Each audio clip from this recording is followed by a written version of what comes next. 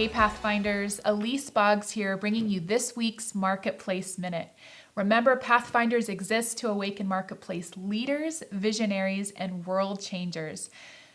This week, we'll be talking about the third part in our emotional intelligence series. We've talked about self-awareness, we've talked about self-management. Now it's time to take that information and the skills that you've learned and bring it into your relationship with other people. Have you ever been in a meeting where the leader is completely out of touch with the dynamics of the room? Let's say you're in a meeting, people are disengaged, they're shut down, but the leader just carries on as if nothing is happening.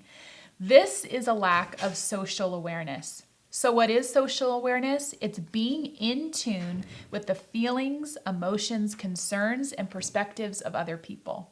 There are a lot of things that I could talk about in terms of social awareness, but this week I'm going to focus on empathy. I think this is one of the greatest things missing in the workplace, not because people don't care about one another, but sometimes they're ineffective in how they do show care, or they just don't know what to do. Author Brené Brown talks about the difference between sympathy and empathy. Sympathy causes disconnection, whereas empathy fuels connection. Author Brené Brown talks about the difference between empathy and sympathy.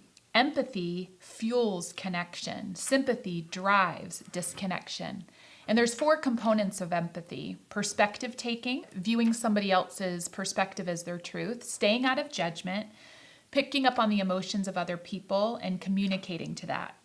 So what are the empathy killers? Well, 2 words, at least.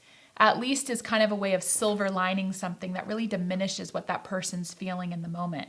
So if somebody said, I'm really disappointed I didn't get that promotion, and you say, at least you have a job, that doesn't help.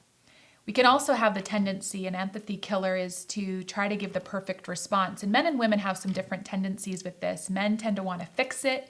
Women tend to want to give unsolicited advice.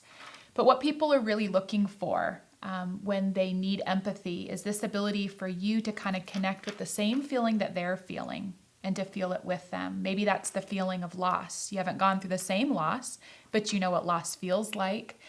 And you're able to not have the pressure to fix it for them, but just to be in it with them and making that a safe and kind of sacred space. But that requires a vulnerable choice on our part to kind of go there ourselves so that we can be there for them. So in this coming week, when somebody shares something hard with you, when somebody shares a situation that you can't fix for them, just be in it with them and eliminate, at least from your vocabulary. All right, everybody, get your empathy on this week. I'll look forward to seeing you next week. And remember, it's not just about making a living, it's about making a difference. See you next time, Pathfinders.